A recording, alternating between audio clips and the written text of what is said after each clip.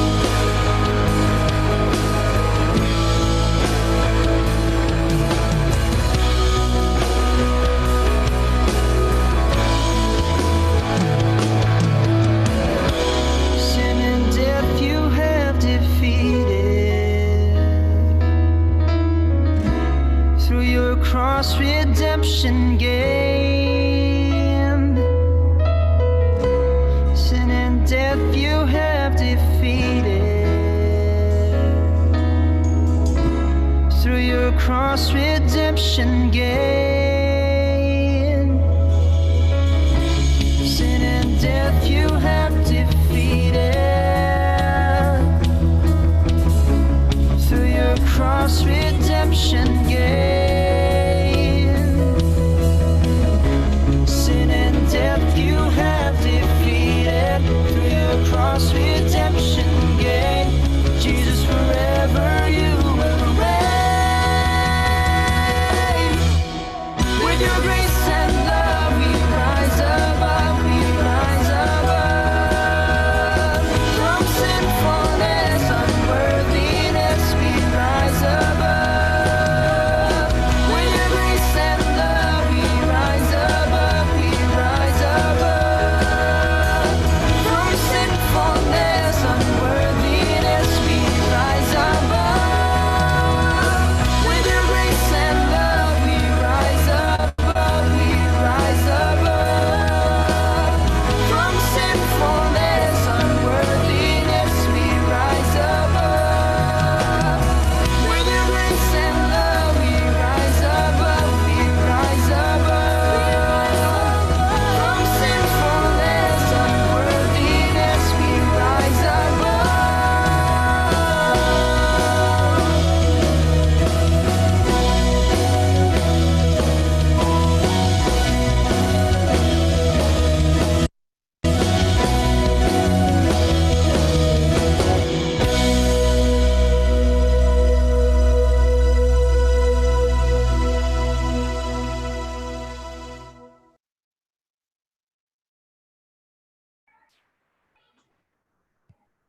Okay, good evening, everyone. Welcome to another worldwide meeting with the Servant General. It's been our weekly habit for so long, and now we've moved from Facebook to YouTube. So, for those who are still on Facebook, tell them to come to YouTube and come to our Missionary Families of Christ channel. This is where the worldwide meeting will happen. And it's good to see everybody here. I see that there are so many people online already from different places around the world. We have from Canada, we have from Gumaca, Quezon as well, from Sydney, Australia, from Laguna, from Muntinlupa, and we have also from India and Malawi, from Africa. So thank you all for joining us tonight. And just keep commenting on our YouTube video. And later on, you'll also see that we can answer some of your questions that will be on there. So tonight is very exciting and very interesting. You probably have seen the news about what's going on in the world, about these so many things that are going on. They're tearing down statues and all these other things that are canceling people, the cancel culture, and all these things. And that's really the main topic of our worldwide meeting tonight, and what's going on in the world, or the new world order. Growing up, yung new world order sa akin is a band, but now it means something totally different. And to just tell us more about it and to answer all our questions about what this new world order is, let's all welcome our Servant General, Frank Padilla, who's wearing the same thing as me. Hey, good day to everyone. It's good to be with all of you once again. And I do continue to pray that all of you are well and protected from this pandemic. And more especially being about our life and mission, even if much of this need to be done online. Actually, it's been a blessing because we are learning new ways by which we can name the Word of God. Well, we have much to discuss this evening, so we'll get right to it. But in the meantime, please share a prayer with me. In the name of the Father, and of the Son, and of the Holy Spirit. Amen. Thank you, dear Lord, for once again gathering us together from different parts of the world. Thank you for all the care and provision and blessings that you pour upon our brothers and sisters, and for the privilege of serving you, dear Lord, especially during these crucial times in the life of the world. We offer you this time. May you always be glorified in everything. In Jesus' name we pray. Amen. In the name of the Father, and of the Son, and of the Holy Spirit. Amen. Brothers and sisters, from the very start, there had been war between God and Satan. You know? And we read in the book of Revelation, chapter 12, that there was a war in the heavens. This was when there appeared in the sky the woman clothed with the sun. And then it says there in verse 7, then war broke out in heaven. And Michael, the archangel, with the angels against Lucifer with other angels, and they fought, and Lucifer was defeated. He was thrown out of heaven, and he became Satan. But even up to today, they continue with their diabolical work. This war has, of course, moved on now into the world and involving humans. And the first thrust of that was at the very time when God created the first human beings. He created the whole world, and then he created Adam and Eve. And you know the story of that, the fall in Genesis 3, where God provided them everything, and they had everything that they need. They even walked directly with God, but they were told, do not eat of the fruit of the tree at the center of the garden. That was just the one prohibition. And the devil was there. He assaulted what God had created by telling them, no, did God really tell you that? If you do eat, you will be like gods. And so Eve fell, and then she got Adam to partake of the fruit as well. And ultimately, they were sent out of paradise. They were punished. But before that, God called the protagonists together, the serpent, Adam and Eve. And in Genesis 3, verse 15, the prophetic word about the Savior. So all was not lost. I mean, all was lost right then and there because they lost Eden, but all was not lost in the sense that God would do something to redeem the world. And in this word, God told them that I will put enmity between the snake and the woman, and between their respective offspring. And since that time, since the very creation, since the time of the fall, the spiritual warfare has been raging on earth, as well as in the heavens as well. What is it all about? It's all about dominion. Unfortunately, today, Satan has dominion over the world. Bible tells us in the first letter of John, chapter 5, verse 19, the whole world is under the power of the evil one. And this battle, this war, this spiritual conflict will last until the end of time.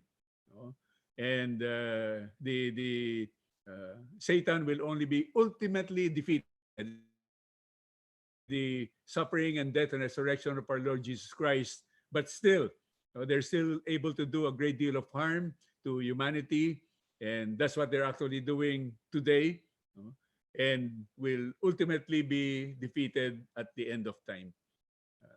We see in the book of Revelation, it's also about the end of time, the vision of John.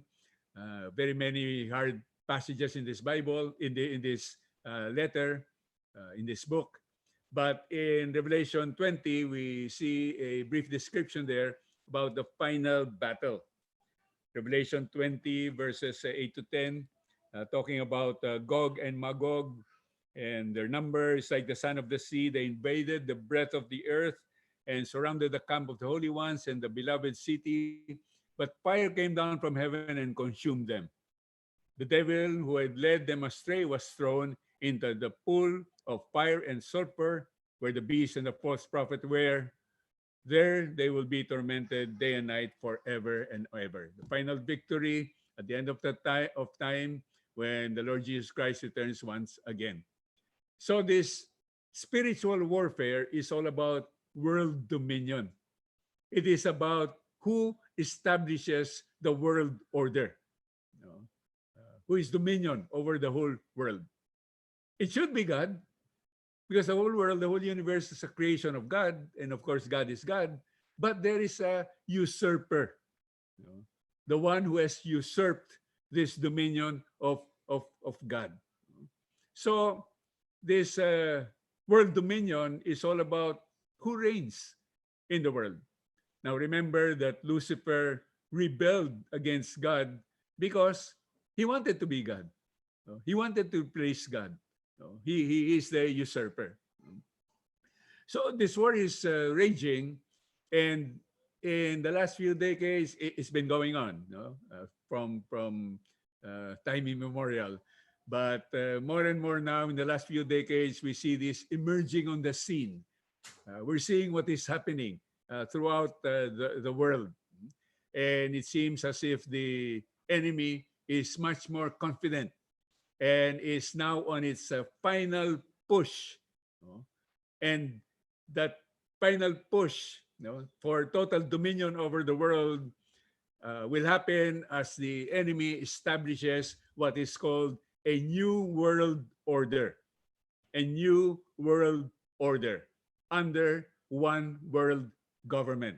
So the spiritual war that is raging in the heavens and on earth is manifested in what we see and in the lives of humans and in the life of the world. So a new world order under one world government, of course, dominated by the evil one. Satan cannot defeat God, obviously. God is all powerful. In the heavens, the angels have already taken sides. So the angels who went with Lucifer became Satan. They are now the demons. So the conflict is brought now into the world with God's creatures on earth. And God obviously will want to preserve his creatures, his creation, his children, all of humanity, but the enemy will try to take as many as he can into his dominion. So what is the new world order? Now, there's a lot of things that we can learn here, and it's not a question of just defining it. One sentence is too complex, but it's important for you to know. And maybe if you are not really trying to learn, trying to study, you would not be hearing about it. You just see all the things that are going wrong around the world, but it is all interconnected, and it all has to do with this new world order, the fight for dominion over the world. So the new world order, the enemy is trying to unite humanity under one world government. It will be a supranational authority over and above any authorities that might remain with respective countries. So it is one world order, one world government. There will be a common plan, there will be common action, and there will be no more independent nation states. Who will run that one world government? Well, it will not be democratic, and so it will be run by what we call today as the elites. Not the ordinary people like you and I, certainly not the majority of the population of the earth who are the poor, but the elites, those who are up there, those who have power, influence, position, those who are running things in the world. Even now, when you look at reflection of this one world government, not for the whole world, but for other aspects, you look at the United Nations, you look at the European Union, who is running them? Bureaucrats, unelected bureaucrats. For most other countries, except for the totalitarian countries, there is what we know as democracy, and people are elected. So whether good or bad, if the electoral system is working well, then at least they're elected. The people get what they elect, what they want. But for this new world order, the world will be run by unelected bureaucrats, by the elites. How will they enforce what they want to happen? Well, they will try to entice us and deceive us, but at the end of the day, it will be by force. Because there will always be people of goodwill who know what is right, what is wrong, who will object. So at the end of the day, no matter how they start, they might start out seemingly well, look so good, their reasoning seems to be good, but at the end of the day, they will have to impose their will by force. So it will be totalitarian rule. And I suppose, I hope that there are some people who think that that would be a good thing, and maybe, I mean, a good thing to put more order in the world by having one world government, and maybe they have goodwill in their hearts. I hope that there are people like that when they come to those levels. I don't know. But you know, the reality, the basic principle that we know in life, power corrupts, and absolute power corrupts absolutely. So if there are no checks and balances, if you're just there deciding everything for everyone, you might consult, but at the end of the day, you know, it's what you want to do that is power, and that is a corrupting influence.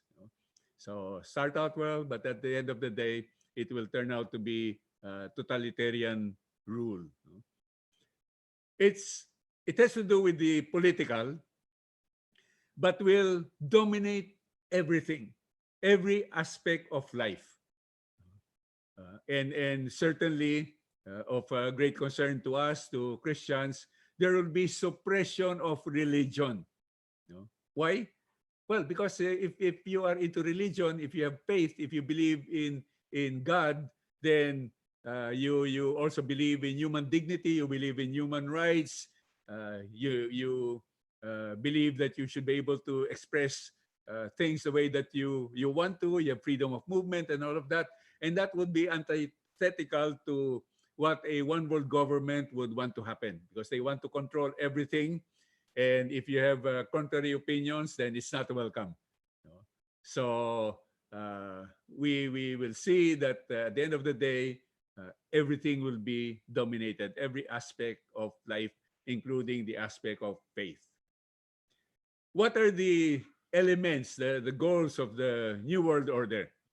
Because when you look at this, if you don't really understand, many of what they say seem good. The intent seem good, but we'll take a look at why it is wrong. No?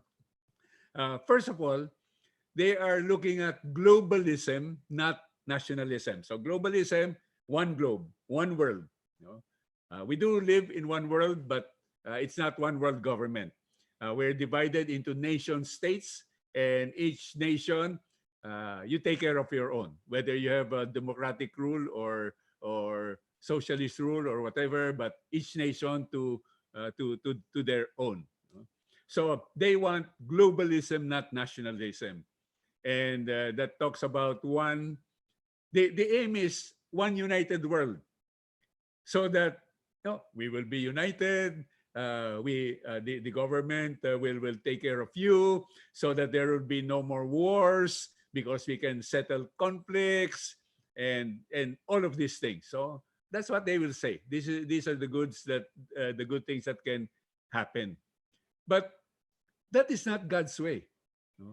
Remember that God established a people Israel, and prior to that, the gods were worshiping, the peoples were worshiping many gods, and to his chosen people, he revealed himself, the one true God. And he said, I will give you this land. I will settle you. So God did establish his people, but and they had to conquer others who were already there in the land. But God did not get Israel to conquer all. If God had wanted one world government, and with him, and obviously God only wants what is good. So he took a people, he formed them, he revealed himself to them, and he would have gotten them to to conquer everyone and take all the territory. You know? But that is not what God did. God, in fact, established boundaries. This is your territory. And let the other peoples have their own territories as well.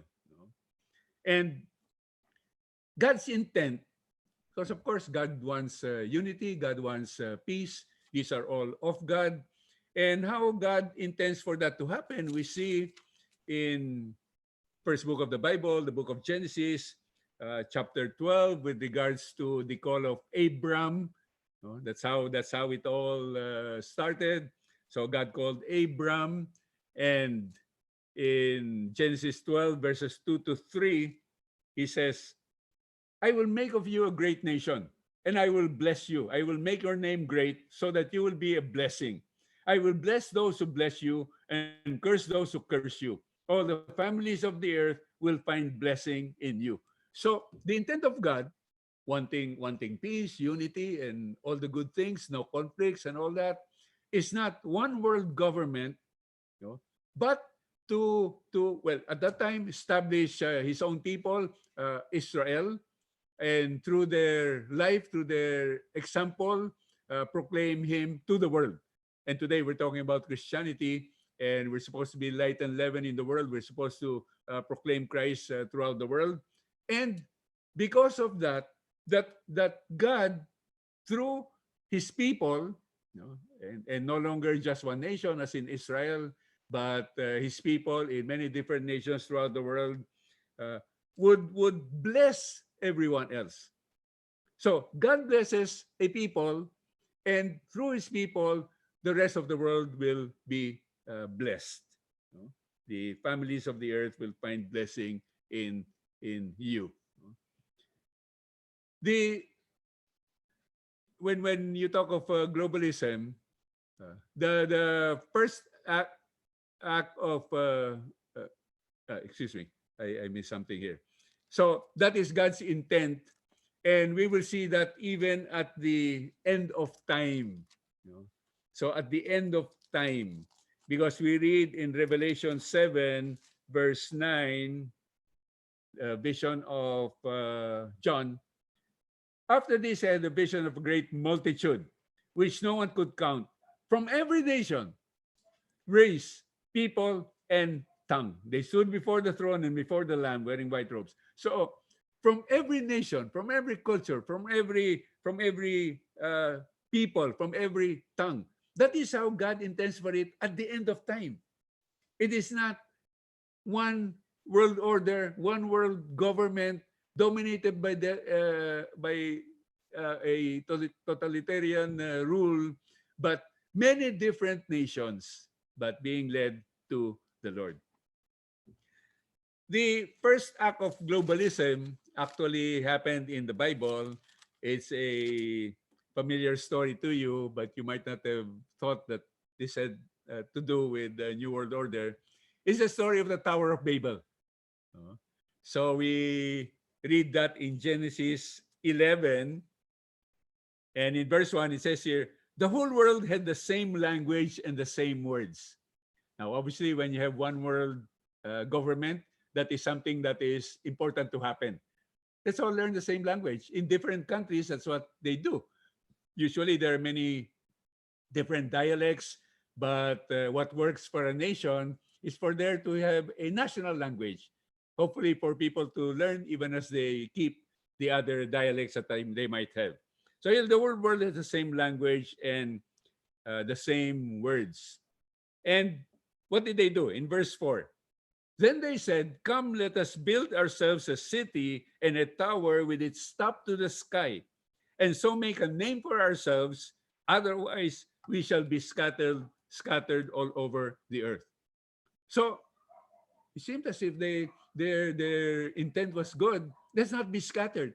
Let's be united. Let's make a name for ourselves. Let's be known. And how are we going to do that? We build a tower that goes with its top in the sky. In other words, what they were trying to do, they were trying to build an earthly culture apart from God. They don't need God. No, on their own they can do it. They can reach the heavens apart from God. And of course, you know what happened. God stopped all of that. He confounded their languages. They could no longer understand each other, and so they went separate ways. So when in talking about globalism and versus nationalism, it is not a good thing to yield national sovereignty to global, what they call hegemony. That means to say the dominance of one over all others. Second thing, one world government. So as we've been saying, they say that the intent is for peace, for unity, for progress, you know, even for environmental protection. So it's easier, one world government, we do what is good. But again, what is the danger? You become like gods. No? The original temptation in the Garden of Eden. And the intent here, because we know that people are so different, there's so much conflict in the world, how we wish that there was no conflict in the world, but you and I know that, you know, you don't get rid of conflict by just imposing a rule, no, martial law, even in your own home, even though we discipline our children, it cannot just happen in the society, in a nation, and in the world. Because the danger, if you have one world government, is that, again, those who rule become like gods. And they have control over people's lives.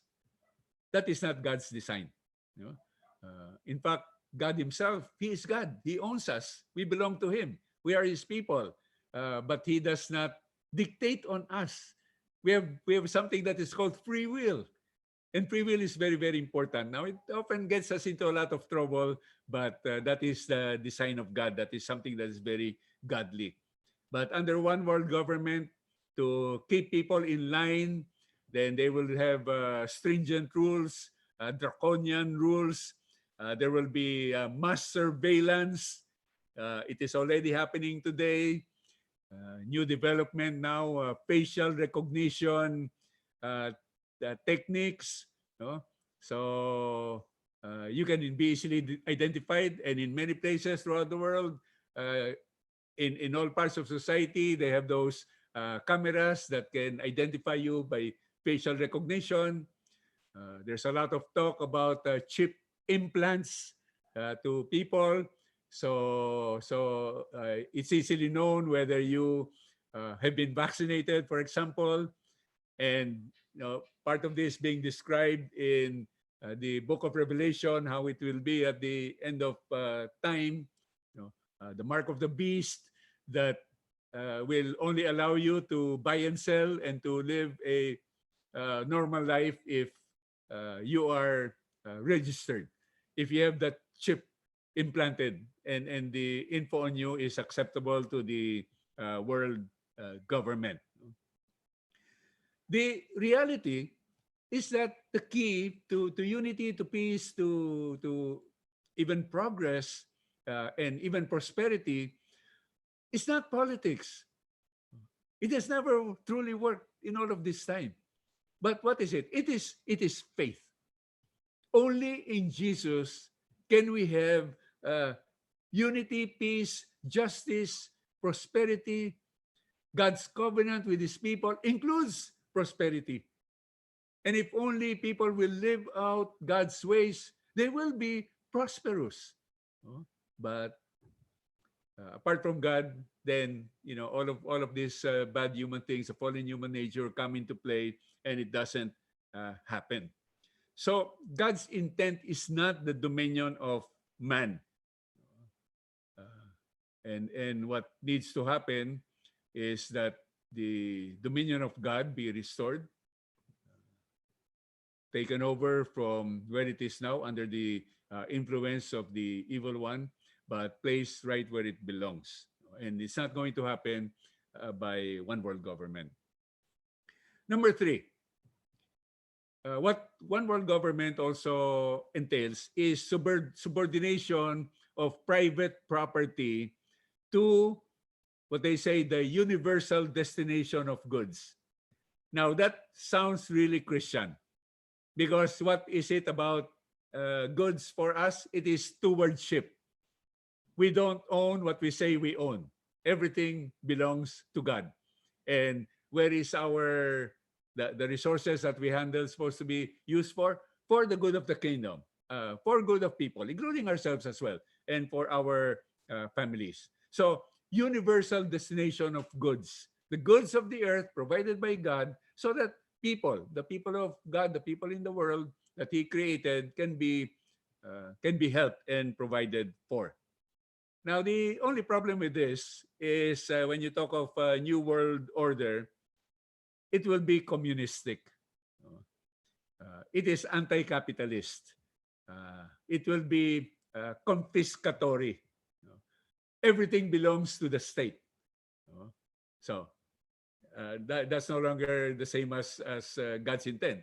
Everything belongs to God. And God, we know, He is okay.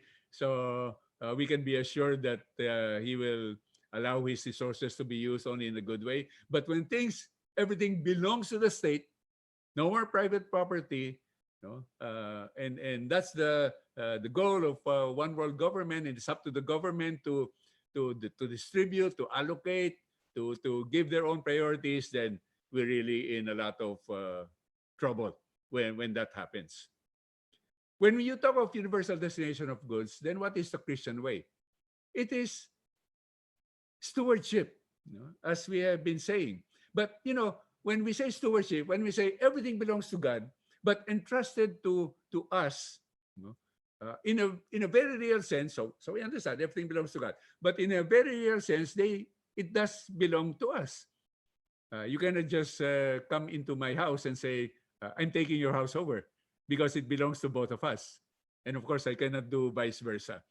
Even in the first Christian community, there was no one in need, because the rich people sold what they had, and they gave the money at the feet of the apostles, and were distributed to the poor. But see what happened when we see the story in the book of Acts, in the story of Ananias and Sapphira. So they were a rich couple, and they sold a piece of property, and they kept part of it to themselves, and the rest of it they laid at the foot of the apostles, at Peter. And this is what transpired. So Peter, of course, by the revelation of God, knew what had happened, and was telling Ananias, why has Satan filled your heart? So this is in Acts 5. And in verse 3, you lied to the Holy Spirit, because in effect he was saying, here it is. We sold this property, but we're giving it to you. So very, very good, very magnanimous, but they actually hid a part of it. And so Peter said, you lied to the Holy Spirit. Now, verse 4, listen to this. While it remained unsold, the property, did it not remain yours? And when it was sold, was it not still under your control?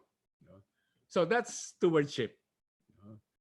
We are conscious of God's ownership. We're conscious of the good of universal destination of goods, but we hold private property. And even as we intend to do God's will, but also by also sharing part of that property with the poor, it remains with us.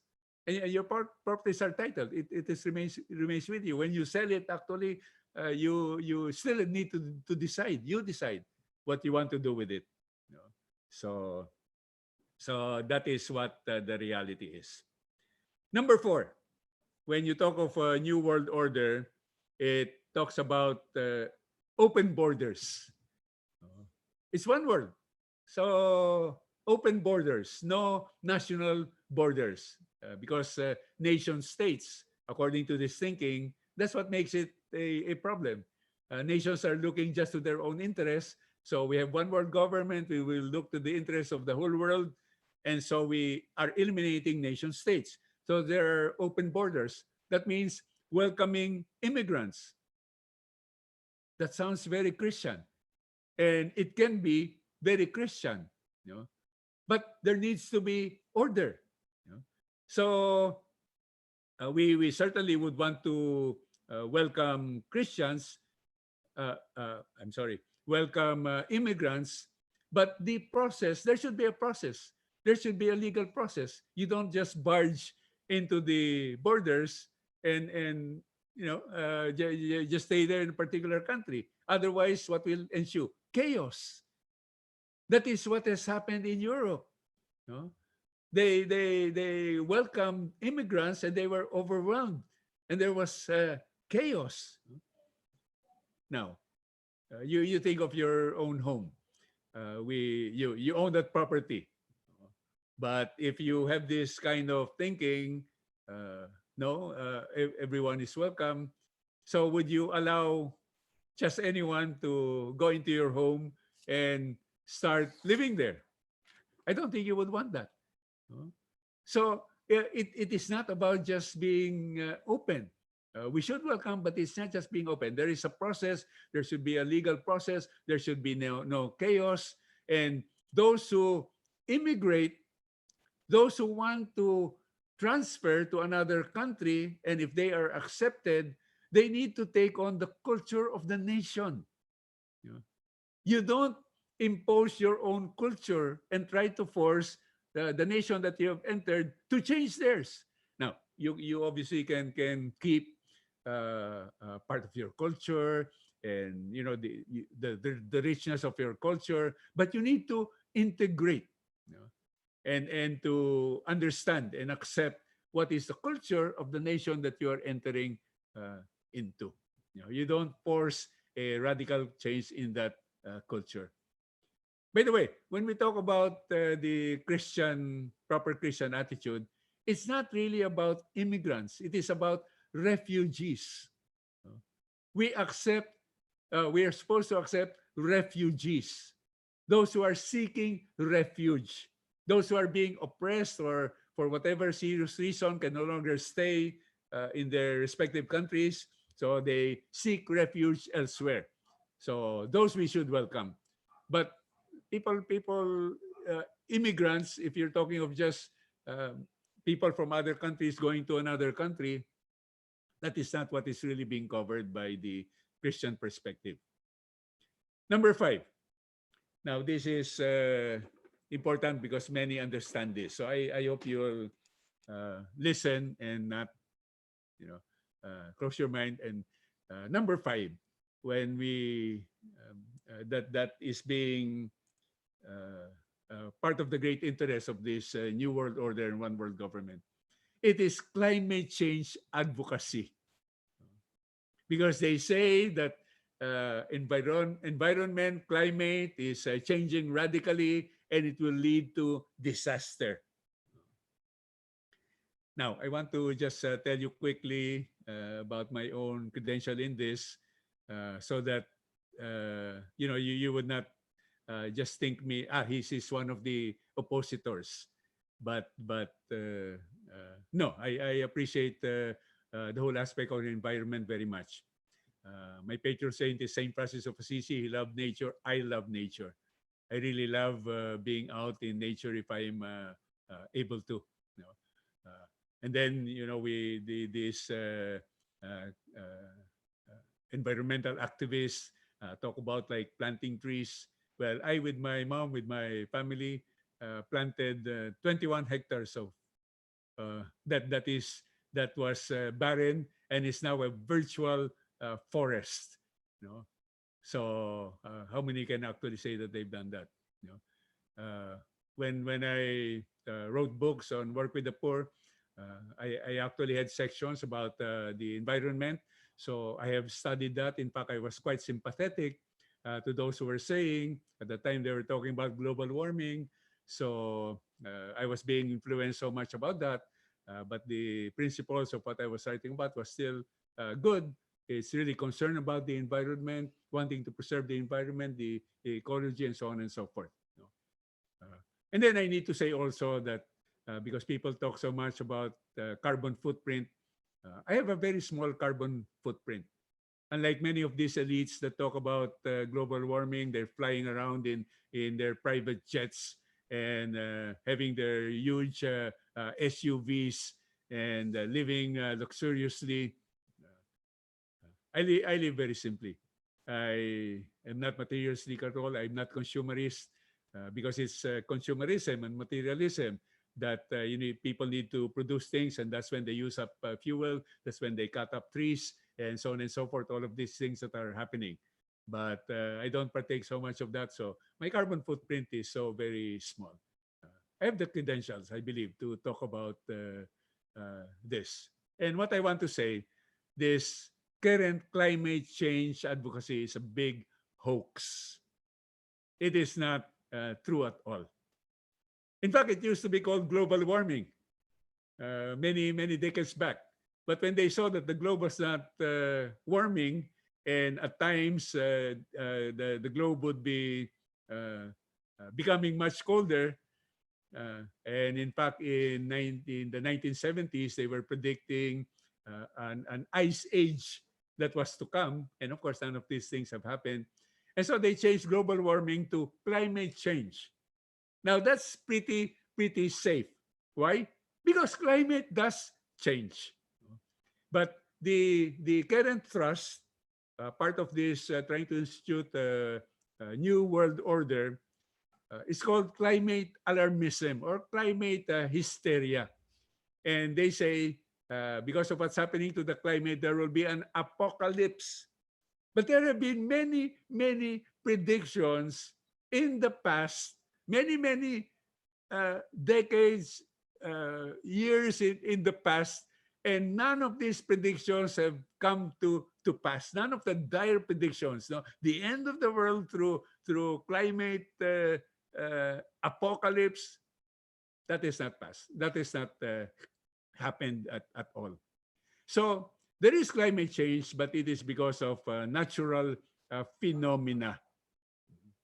It is not because of people, which they want to say, because at the end of the day, it's all about controlling population. So the climate changes that are happening, it goes up, it goes down, it goes up, it goes down. Sometimes very much up, sometimes very much down. But if you look at the pattern through history, from the time that they kept records, that is how it has been. It is not an existential threat, which they say, existential threat to human civilization. It is not, certainly, as one congresswoman in the US said, that the world will end in 12 years. I assure you, in 12 years, it's not going to end. And none of these dire predictions have ever happened. So what is the aim of the ideologues that are there? It is population control. And they do that through fear mongering by telling people, climate change, hey, you're in trouble. What kind of world will we have? So all the things that they talk about. And a number of scientists keep that hoax going. Why? It's the funding. Follow the money. 1.5 trillion US dollars is there for research, for renewable energy subsidies, and many people are convinced that these are things that are important, but there's a lot of money that is there. And there are a number of scientists that go along with that. They do researches that oftentimes are not sustained by actual science, because otherwise the money will stop. And of course, these are supported by the leftists because they have an agenda, and that is international governance. It is power. Very recently, one top climate expert, who had always been raising the alarm, he's called Michael Schellenberger. He recanted. He apologized to the whole world. for what he had been saying. And he said now things like no, humans are not causing the carbon dioxide, which will kill everything and all of that. No? And climate change is certainly not making natural disasters worse. In fact, when you talk of fires, no, this is one thing that they sometimes point to. Look at all the fires that are happening in the Amazon, in the US, and in many other places. The fires have actually declined 25% worldwide since 2003. So there are many factors in climate change, but when it is extreme, too hot, too cold, there can be disaster that is there, but it is not caused by humans. It is not caused by the use of fossil fuels. It is not caused by the carbon dioxide that is in the air. In fact, carbon dioxide is important. It is crucial. It makes plants thrive and not die. It is the key to regreening the earth. So the so-called climate change is a massive, well-coordinated fraud. It is all about political activism. Okay, number 6. What else when we talk about the New World Order? They talk about sustainable development. And that sounds good. No? We want development to be sustained. We don't want to run out of world resources. So the intent seems to be good. But the reality is there are more than enough resources in the world of food, of fuel, of land. The alarmists always say, we're going to run out of all of this. That's not true at all. There's plenty to go around. Even with energy, the fossil fuels, not the sustainable, no, not the renewable energy, but the fossil fuels. They say, well, we'll run out of that. Actually, they're discovering more and more. They're discovering gas fields and oil through fracking in tar sands. No? So there is more and more. And while clean energy, certainly solar, wind, water, that's great. I'm all for clean energy if we can just have that. But today it's just too expensive.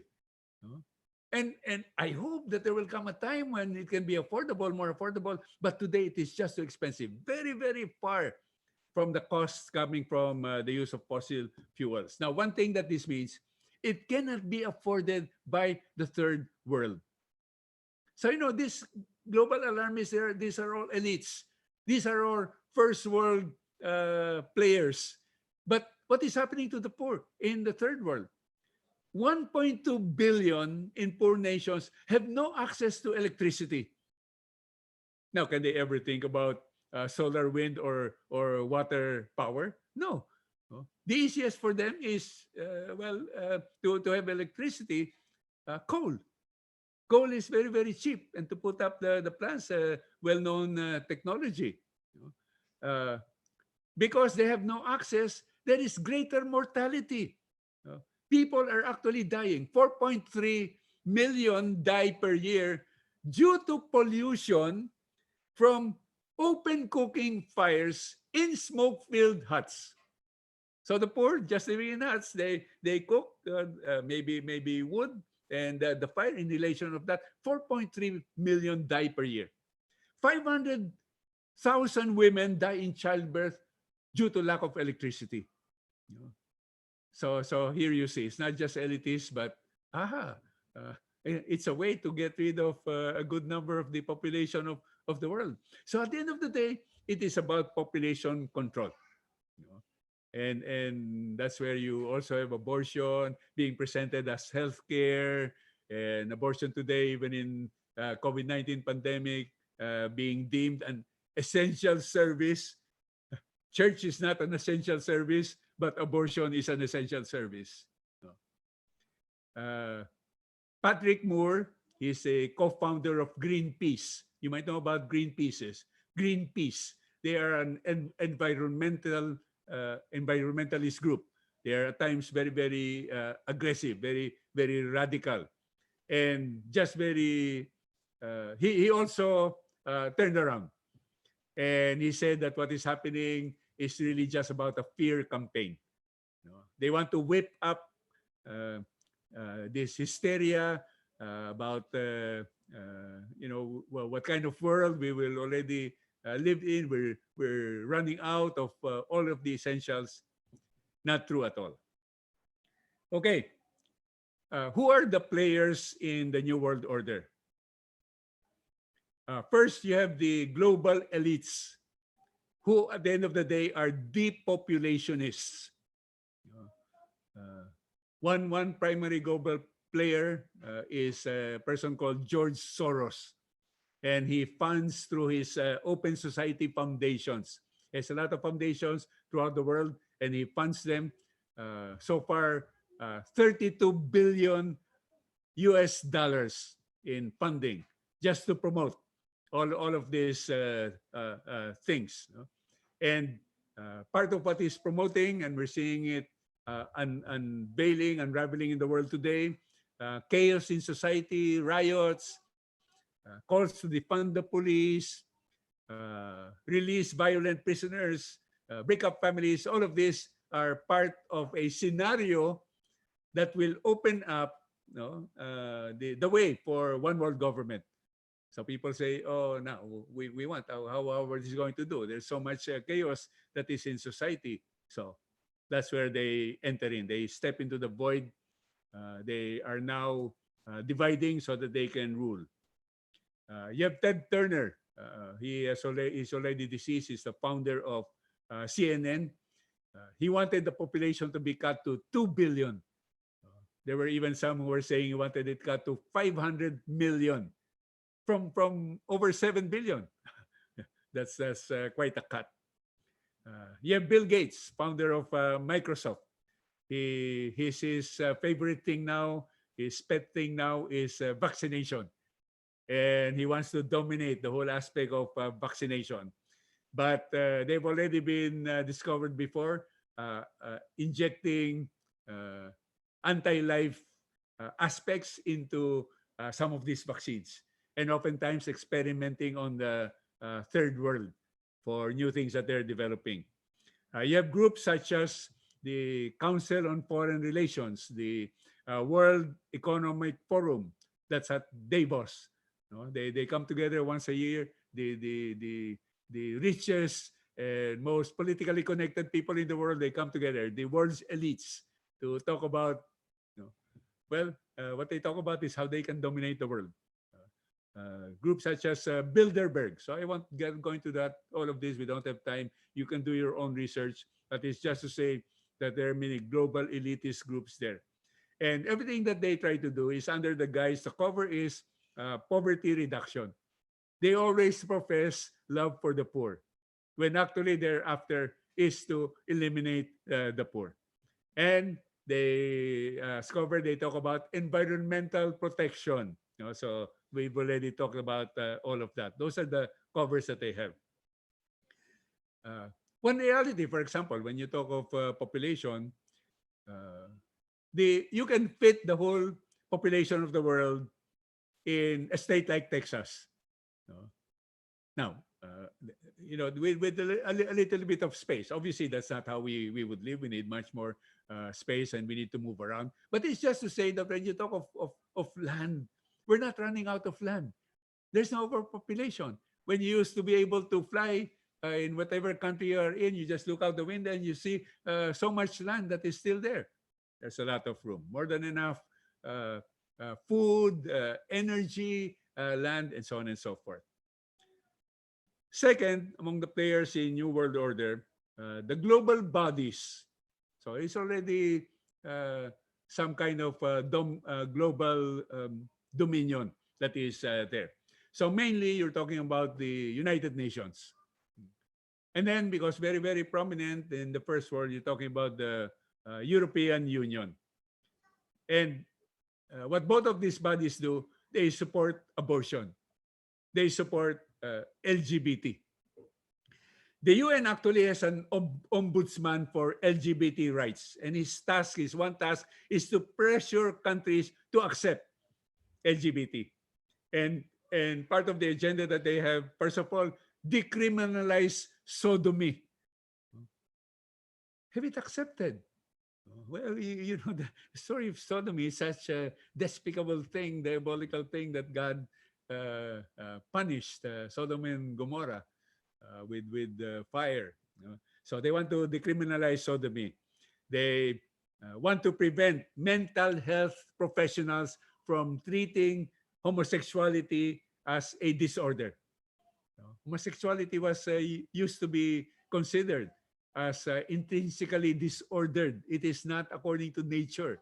But now it is not just accepted as normal, but they are preventing those who might be able to give professional help, you know, from treating homosexuality as a disorder. They want to impose social acceptance of homosexuality, you know, and they want to indoctrinate very young children and of course the whole of society through propaganda at all levels. The United Nations also has a Human Rights Council, and again they're promoting the culture of death, but they will openly assail nations recently like Poland because of its pro-life laws. So here is a nation that believes in the dignity of the human person and the value of life, especially for the unborn. And the UN, Human Rights Council, human rights, will assail Poland. And that is against the rights of those who want to have an abortion. So they're excluding unborn children from the right to life, even in international law. The UN has a committee on the rights of the child that calls on nations to give children, young kids, access to abortions and are teaching them to fight against what they say, gender stereotypes. Because you just accept whatever is your gender is fine, no problem. And they will prosecute hate speech. This is how they become totalitarian. So, you know, you can't even speak against all of these wrong things that are happening because they will come out with laws that will prosecute you and label what you're saying as hate speech. Imagine that, you know, saying what is right and just and true as far as God is concerned, and you're labeled a bigot and a hater. The United Nations Secretary General, just a few days ago, called for a supreme level of multilateral global governance that could override problematic national interests. There you see. They're so bold now that they're coming out openly with it. You know? Independent nations, you have your own ways, so you're a problem. And so we need to have a supreme level of global governance and to be able to override the individual nation states. The United Nations has a population fund where they have given $683 million for reproductive health, read abortion, to 48 million women and girls in 57 countries. The reach is staggering. The amount of money is staggering. The amount of lives that they are ruining is staggering. This is the United Nations. It's not some totalitarian regime out there. This is the United Nations. Now, the European Union also promotes abortion as human right. And that already says it all. This is human right. You speak against it, that's hate speech. We have the World Health Organization. And what is the World Health Organization advocating? 4 years old kids and under should be taught masturbation. And because of COVID-19, they are promoting do-it-yourself abortion. This is the World Health Organization. What is their definition of health? Oh, well, we know that definition. They're not really that concerned. Well, there's a little concern. They have to make a cover of it, but they're not really after the actual health, especially spiritual health, but even physical and mental health. But they're doing this work of the enemy. And then there are a lot of non-government organizations, NGOs. There are over 3,200 anti-life, anti-family NGOs throughout the world. And we're not talking of small NGOs. We're talking of International Planned Parenthood Federation. We're talking of Marie Stopes International. We're talking of the Gates Foundation. These are foundations with a lot of money, a lot of support that they're being given, even from some governments, to continue to promote anti-life and anti-family practices throughout the world. So those are the global bodies. Third group of players, you have various esoteric groups that are opposed to God. No, that's the simplest way to put it. Actually opposed to God. Like the Freemasons. And I'm sorry because people don't really realize what Freemasonry is all about. And there are Catholics who are members of Freemasons. There are priests who are members of Freemasons. And a lot in society, especially among the powerful, the military, the police are into Freemasonry. But Freemasonry has always been condemned by the church. Being a Catholic and being a Freemason, that's not compatible. You cannot be both. Unfortunately, you don't hear that being talked about so much more. So they continue, and this is a under the radar. They're there, not really known what they're doing. Maybe what they show is the charitable work that they might do. But basically, it's not acceptable because they talk of a supreme being who is the grand architect of the universe. And that is not compatible with Christianity. Why? Simple reason. As far as Christianity is concerned, as far as authentic faith is concerned, there is one God. It is not just you choose what your God, who your God is. Muhammad or not Muhammad, Allah or these Buddhist gods or whatever. Then that's the way it used to be. People had their own gods, but there is only one true God. But Freemasons say, no, anyone's is acceptable. What is important is, be a good person, have international brotherhood, have peace, have unity. So sounds good on the outside, but the focus is on man and not on God. And of course, it's been said by a number who have come out in the open, because at the lower levels, they don't say anything that is very controversial, and people who don't really know, they think it's just about international brotherhood, which is a good thing. But there are 33 levels in Freemasonry. At the top 3 levels, then they already come out openly, and you see that it is diabolical. And ultimate aim of Freemasonry is to destroy the church. Now, there are other secret societies such as the Illuminati and the Skull and Bones and various others. You do your research on that. It can be very, very interesting. But, good thing now it's all there in the internet. You can learn for yourself. And then there are the New Agers. We've always said New Age, which basically is saying that you can find the power within yourselves. The power is within yourself. And ultimately, what it says is you don't need God because the power is within yourself. So the age-old lie that you can be a God. And then, of course, there are the Satanists. They have come out openly. There are a number of them. They are gaining influence. I think recently they just put out a statue to Satan somewhere in the US. They're bringing down many statues, but they put up a statue to Satan.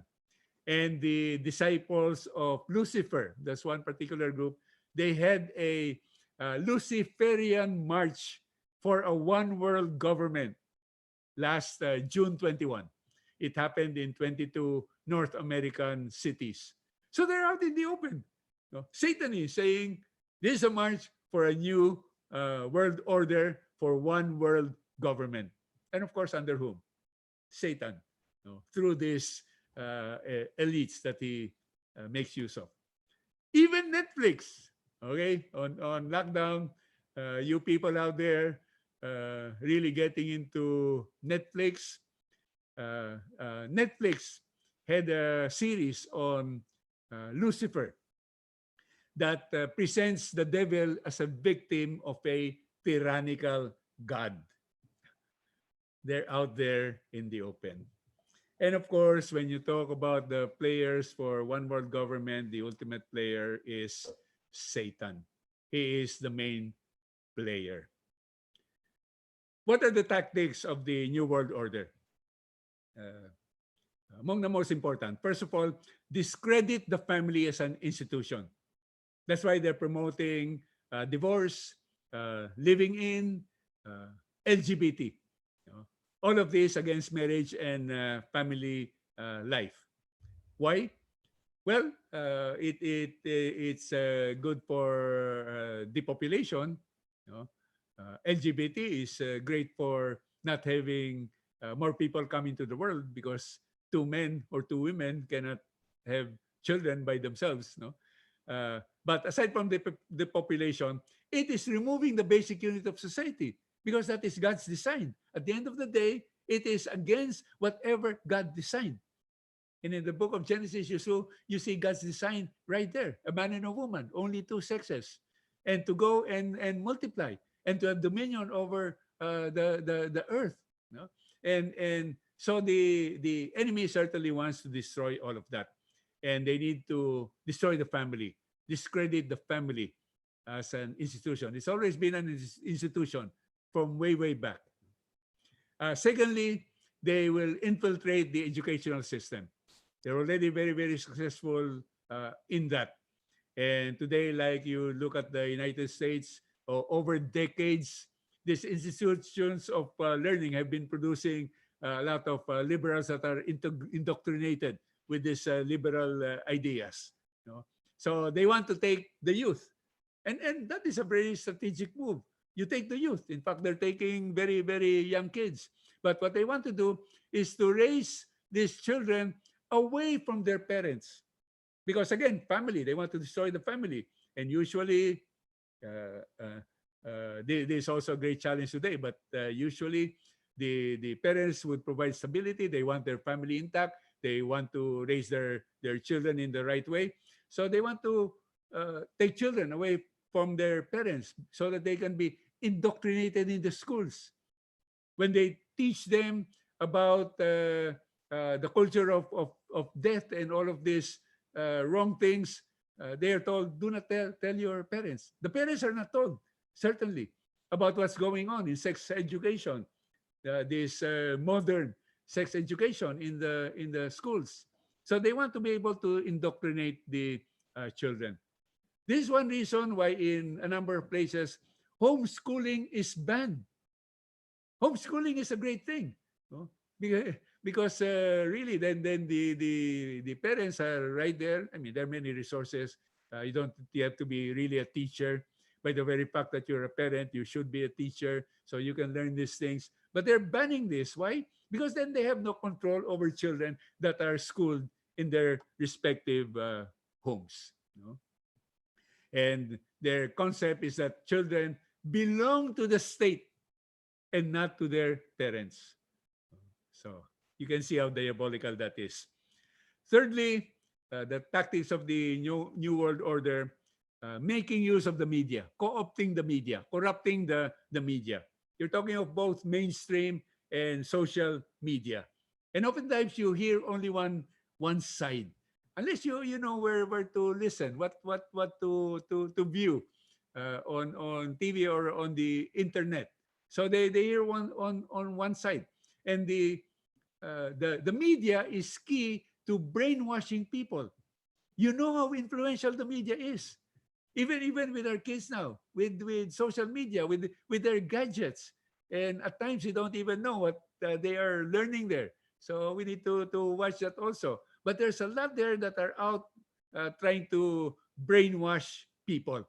You know? Propagating the climate change hoax, the promoting LGBT rights and so on and so forth. But media is a major way by which they influence what is happening in the world. And then number four, the tactics of the New World Order, they will undermine the Judeo-Christian culture, because it is the Judeo-Christian culture that actually is the culture of God and is the key to whatever is good or can be good in the world. And this Judeo-Christian culture in many different countries, but perhaps the greatest example of that, the number one country in the world, which is the United States. And what they want to do is to destroy Western civilization. Because the whole concepts there, democracy, individual rights, and all of that are contrary to the intent of the New World Order. So they will destroy Western civilization by trying to undermine Judeo-Christian culture. So what are the things that have been happening? They remove prayer and religious expression in schools. They say separation of church and state, but that's not really the meaning. The meaning, basic meaning, is that the state will not impose its own religion. People are free to express their religion, but it does not mean to say that religious people cannot speak out because they're also citizens. So they twist this concept to suit their purposes, but through this, they're able to remove prayer and religious expression in schools. Then they want to break down cultural standards of morality, because morality is of God. And God designs us to be a moral and a righteous people, to strive for holiness, in fact. So they want to break that down. And how do they do that? Obscenity in all media. Now you can hardly see a movie now. You're looking for an action film or whatever it is without some form of sex there that is becoming more and more blatant. So obscenity that is there. Try to make it very, very normal. And of course, there's pornography. One thing that is skyrocketed in this COVID-19 pandemic is pornography. People are just in their homes. And so the purveyors of pornography have been really promoting that. And their membership and all of this have skyrocketed. So all of this will break down the cultural standards of morality. And what to undermine this Judeo-Christian culture, they also seek to eliminate laws on obscenity. So we used to have standards. This is obscene. What we're seeing or what you're saying, that's obscene. But now they're eliminating all of that, removing the laws. So making it all open. And they justify that by saying there should be no censorship because it's a violation of free speech. And certainly there should be free speech, that is the right of people, but there is a limit to that. You cannot just go around cursing people and uttering obscenity to anyone and everyone. So, and there used to be laws that regulated that. Now they're removing all of those laws. What else? They're promoting the sexual revolution and LGBT. And again, the guise is human rights. People can do what they want to do. Just don't harm other people. Now, of course, they don't know that they are actually harming people. First of all, abortion kills the unborn child. They don't recognize that it is actually a living being. And when you promote LGBT, you've got health problems, especially HIV/AIDS, and all of that. It is hurting people. So it's not just about doing what you want to do. There ought to be restrictions as well. Otherwise, you're skyrocketing crime. So the purpose of national governments is to have this. And that is actually the way to peace and order a particular nation. What else in undermining Judeo-Christian culture? They want to support socialist movements and groups, groups like Black Lives Matter. No? Now, Black lives do matter. All lives matter. No? But if you look, they're actually in the open. You can actually research the, I think there were 4 women. I think all, if not most of them, are LGBT, but they are open as to what their intent really is. It's not about Black Lives Matter. No? It's not about human rights. It's not about protecting life, but it is really about bringing down the government, bringing down society, bringing down Judeo-Christian culture. It is promoting anarchy. And so that's why you see riots all over. Antifa. No? So you have many of these different groups. And then, since we're talking about Judeo-Christian culture, one of the main aspects of what the New World Order is doing, would want to do, is to infiltrate, undermine, and corrupt the church. Well, Christian churches, but most especially the one true church, the Catholic Church. Why? Well, the church is the ultimate bastion of truth. No? So you want to tell lies, you want to tell falsehoods, you need to assault the bastion of truth and to overturn the truth of God. No? Remember, the Satan is the father of lies, the total antithesis of a God of truth. Jesus says, "I am the way, the truth, and the life." No? So, unfortunately, they have been succeeded. They have infiltrated our church. And there is now a crisis in our church. Some are not yet feeling that, but it is there. Open your eyes. Be informed. No? And this is what is happening. In 1976, St. John Paul II warned about the rise of an anti-church that would preach an anti-gospel. This is happening today. And it's all about modernism. It is relativism and all of these different isms. But basically, to simplify it, the focus is on man, not God. Because the focus should be on God. When you focus on God, then obviously you don't neglect man. But when you're focused on man, you have to neglect God, because God says things that people don't want to obey. They want to do their own thing. They want to have free sex, or abort their unborn children, and whatever it might be. So the focus on man, and it is disguised as human rights. No, human rights, the rights of the human, and of course, human rights are a good thing in its proper place. The rights as determined by God, as given by God, not just by man. So that is happening. What else? There's a direct assault, of course, on marriage and the family. What we call the culture of death, where death is an acronym: divorce, euthanasia, abortion, total human liberation, and homosexual relationships. So in our church today, a growing acceptance of irregular unions. So unions that are not sacramental unions between a man and a woman. So gay unions, and they're even trying to get gay marriage in there, so all that sort of thing.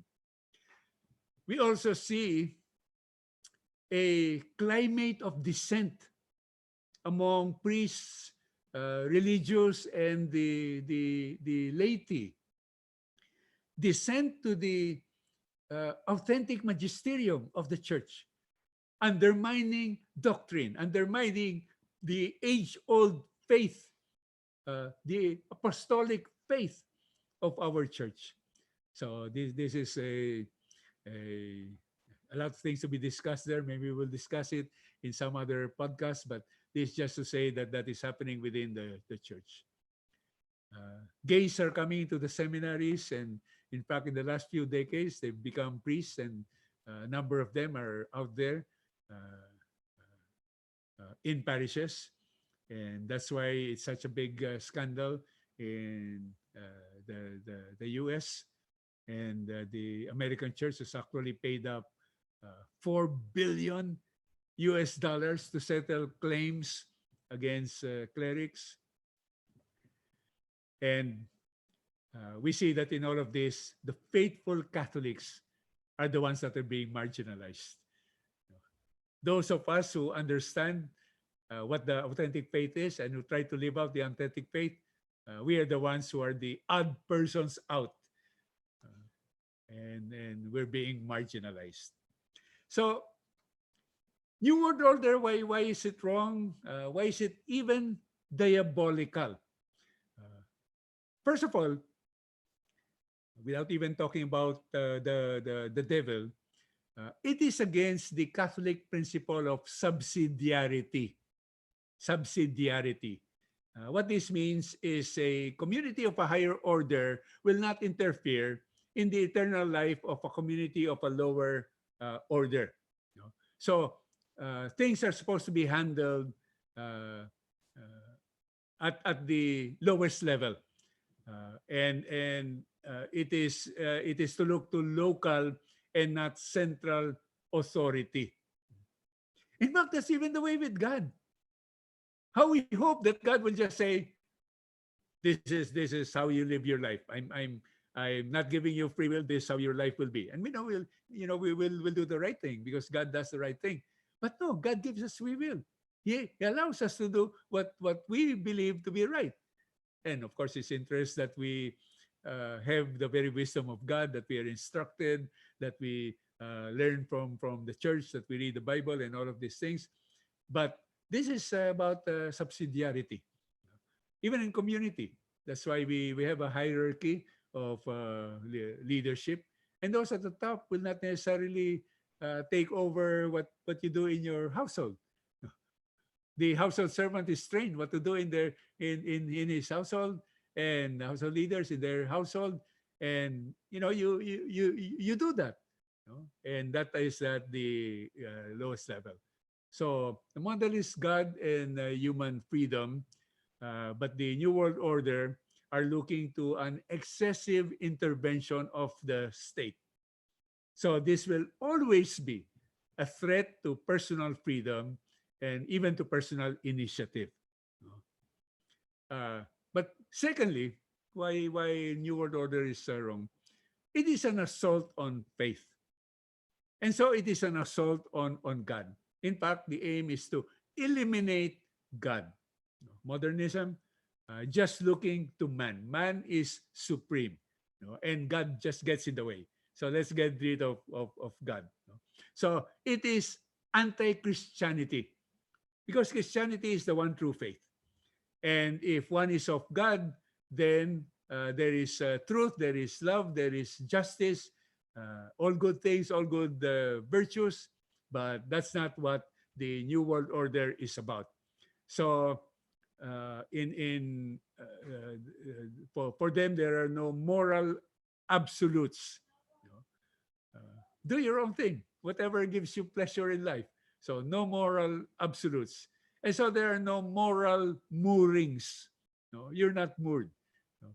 You certainly are not founded on the rock that is Christ. Anything goes. So you choose your gender.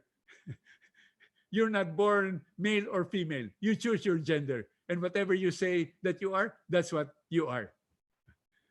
In regards to sex, it's not just that it is between a man and a woman in sacramental marriage, but it can be indiscriminate, however you want to do it. And that's why you now have all these extreme aberrations, bestiality, sex with animals, necrophilia, sex with the dead, and the latest developments, sex with robots. And then they're designing robots to become more and more feeling like real people. And so you can have sex with robots. And when you talk about reproduction, because God did say, go be fertile and multiply. Now you have in vitro fertilization. You don't need to do the sexual act, but you can be fertilized through IVF. There is surrogacy. You can hire a womb to bear what will become your child. And for some, it is simply not because the woman cannot bear a child, for physical medical reasons. But for some, uh, as with some of these elites, they don't want to go through the trouble of 9 months of pregnancy and everything that entails, and they don't want to ruin their bodies, that kind of thing. So surrogacy, let someone else bear my child for me. And then there's designer babies. So you can specify what you want, and they'll get you the right sperm, by which the chances are that can happen. Okay, the third thing with the New World Order, certainly it is about eugenics. It is pro-eugenics. And what is eugenics? It's looking to the fittest and the best. It is culling the herd of those that are weak, that are sick, that are inferior, that are of feebler minds, or whatever. So they're already doing this, aborting babies that they can already see through modern medical technology. There might be some problem, and chances are that the child will be born with some deficiency. And of course, they started with the unborn child. Now they're well on their way, as many predicted, with the old, through euthanasia, through assisted suicide. So you get rid of the very young still in the womb. You get rid of the very old. The old are useless, they say, not productive to society. And if you want to end poverty, you don't do it by uplifting with the good things of God, with the prosperity that He promises to the nation of Israel, and by extension to nations that take on the faith of the new Israel, which is Christianity. They want to end poverty by eliminating the poor. That's the simpler way. Just get rid of the poor, no more poverty. Perfect world for the elites. So, okay, that's a lot, no? What the New World Order will tout is what they call utopia. Utopia is the perfect existence. Of course, will never happen here. We had that in Eden, but we lost Eden. And the ultimate utopia, the next utopia, is only heaven. But in the meantime, we're going through a valley of tears, and there's a lot of imperfection. But that's part of what God has allowed, so that we learn right from wrong, and we really strive to live out lives of righteousness and holiness. But they say this is all about having utopia. But what do they promote actually? Dystopia. And that's a terrible world where everything is just wrong for people, and all their rights are violated. They are not given individual recognition in their dignity as a child of God. Okay, but they're the claims of the New World Order, and much of the world, especially the elites, and they control media, they control educational institutions, they starting to control world bodies such as the UN, WHO. So how are we to navigate through all of that, through all of the contradictory claims? Well, this is my advice to you, and this is my own way of trying to shift the wheat from the chaff. What is of God and what is of the evil one? But Satan comes as an angel of light, so it's disguised as something good. The lens by which I gauge things or even persons is faith, family, and life. Faith, family, and life.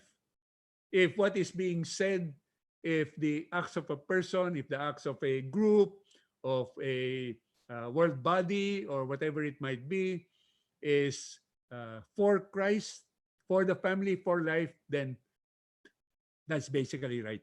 It doesn't mean to say that the person is perfect. Obviously, none of us are perfect and might have other great sins. But if what we're trying to decide, what's being presented at a particular time, uh, for for God, for family, for life, then that is right, and I'm with that. But if they are anti-God, anti-family, anti-life, then that is wrong. No, uh, and like well, I take again the U.S. It's they say still the greatest country in the world. I don't know, is it China already? But what happens in the U.S. influences the whole world. So we are concerned about that. You know, you take what the Democrats are saying. They're openly anti-God.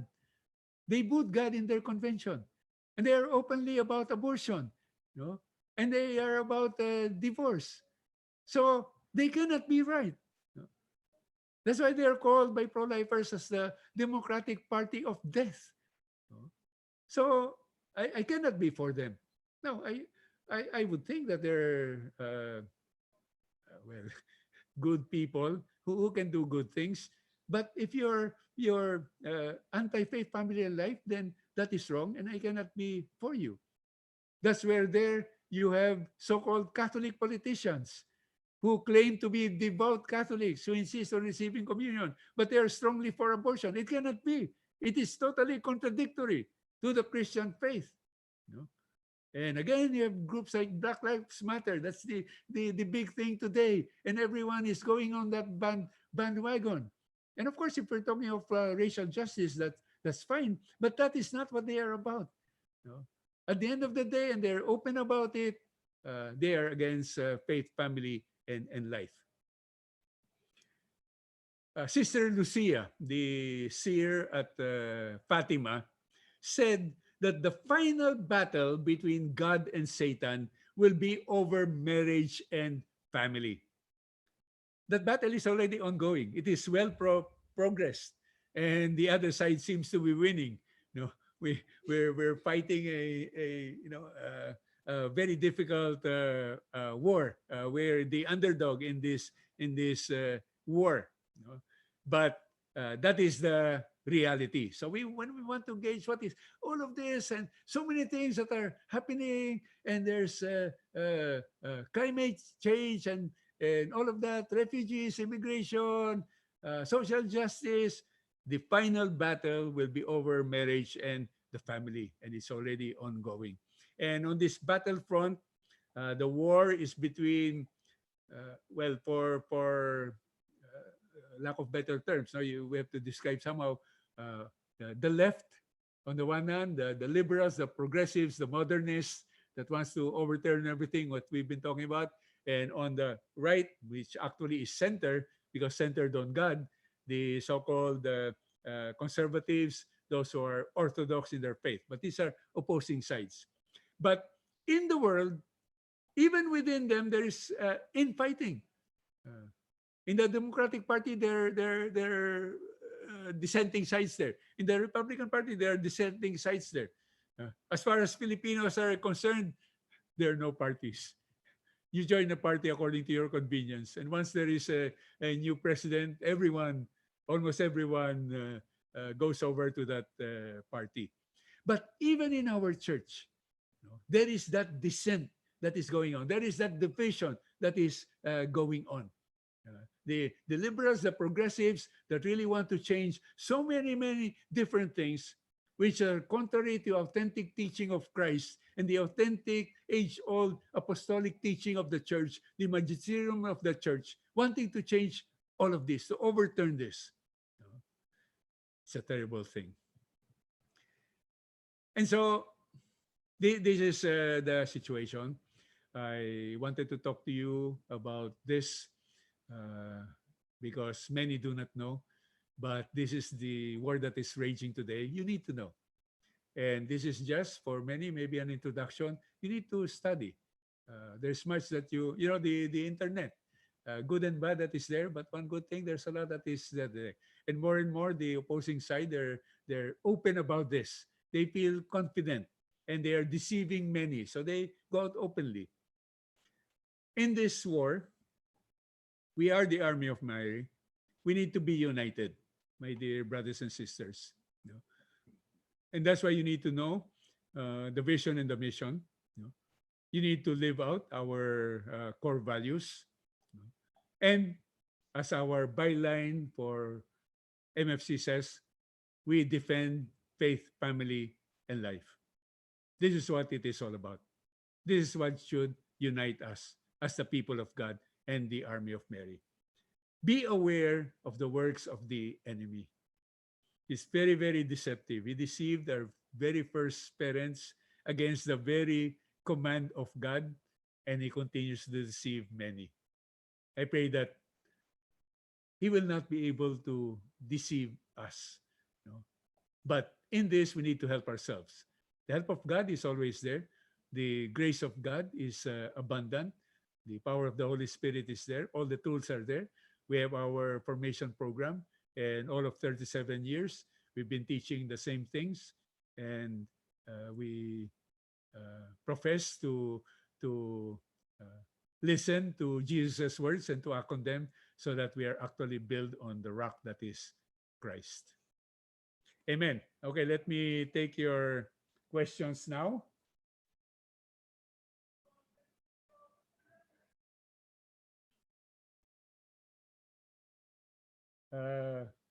To combat this new world order, should we be more involved in politics to make sure the good people win? Well, it's always been said that we cannot just rant against all the wrong things that are happening, and if good people do not get into politics and get into government, then how can things change? So yes, that would be a good thing to do. I think it's a great, great challenge. It can be a great sacrifice, because in many instances, politics really is a dirty game. And I know in the Philippines of a number of good people. We looked at them as good people. I believe they were good people, but you get corrupted by the system. And many good people, they feel that unless I bend a little bit, I cannot really do the good that I want to do, because they will get me out. They will invent stories against me, and I will be rendered ineffective. So I bend a little. But once you bend a little, then you end up bending a lot. So yes, I believe that good people should get into politics and to government to try to be in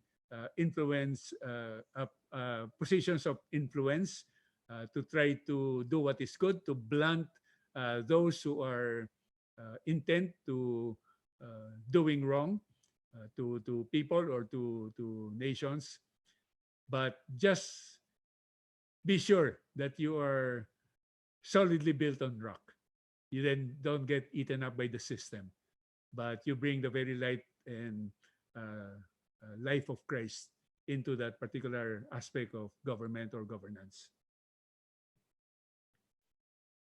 What worldwide group can we trust for advice if all the international NGOs are tainted? That's a very interesting question. First of all, you just need to know the truth, because then you can gauge what they say with what is the truth. Now, obviously, you talk of, let's say, WHO, they can still do, and I suppose they're still doing some good things, but it's just that all of these bad things have entered into the system.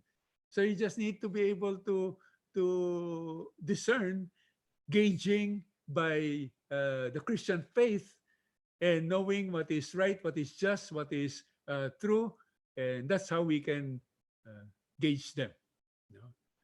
But it is truly unfortunate that many of these institutions have been overrun. There are good people there, by the way. I don't mean to condemn everyone. I condemn the ideologues that are there that unfortunately have seemingly taken over the system and is taking on more and more. But there are good people that are there. So I guess that's the important thing. You know who you are, so that you understand more and more what is true, and then that you know where to get more information, because you cannot trust now governments or educational institutions, or even unfortunately some people of the cloth. So you need to know the authentic faith for all of that. Is a national ID system a part of the new world order? There are some that are afraid that it could be used for that. You know, there are obvious good things, if because at the end of the day, it really depends on the people that are behind it. You know, because if you have a national ID system, there are a lot of good things that can come out of that, but it can really be abused. You know, where people are using it now to surveil citizens, and later on it gets deeper and deeper, and they're infringing already into your individual lives. In China, they have a system of ranking people, their social acceptability. That means to say that you don't express dissent, and that is all computerized. You know? So more and more they will marginalize those who are against the system. You know? So it will just be run by the elites that are out there, and if they were to do like God would, the right thing, then maybe people can say, okay, it's okay to submit to that. But if not, then it is a great difficulty. So you can be for or against a national ID system, but at the end of the day, it depends on the people that are running it. It can be subject to abuse, but it can also do a lot of good. Are there parts of the church, even the Vatican, involved in the New World Order? Yes, many in the church, and I'll probably talk about that more extensively in another podcast. You know. But you see that even now, there are some who are openly advocating for homosexuality, for example, openly to get that accepted within the church. You know. So a number of these things are happening that are along the agenda of the New World Order. There are bishops and priests who accept and tolerate Freemasons serving in the church as lay ministers, etc. Why is this so? That's a good question. And if you have a priest friend or a bishop friend, you should ask them that. Because it should not be. The clear teaching of the Catholic Church is that it is not compatible for one to be a Catholic and to be a Freemason. But the reality is there are a number of Catholics, I don't know, maybe even many, who are Masons. And there are a number of them who are serving in the church. Now, granted, many of them don't really know. You know? And this is why, you know, we always talk about learning much more of the faith, and we enter more deeply into it. There are not only lapsed Catholics, but there are also Catholics who are really ignorant about the substance, the essence of their faith. You know? And so what they see is, oh, this is for international brotherhood. It doesn't hurt anyone. You know? It just wants to do charitable works. But as I mentioned, no, there is something much more. First of all, it is not compatible because you cannot just accept any God. Now, the Masons that are involved, I'm sure that they look on the one true God as God. But do they then really realize that the group of which they are a part of, it is not that important who is the God that you worship. They do promote that you should believe in a sort of supreme being. They call it the great architect of the universe, but it can be any God. And that in itself is totally contradictory to the Christian faith. You know? So, yes, please, we need to speak out. We need to call out those in our church that are not not teaching people. You know, if you're part of something that is at its root diabolical, your soul is in danger. No? And what are clerics there for?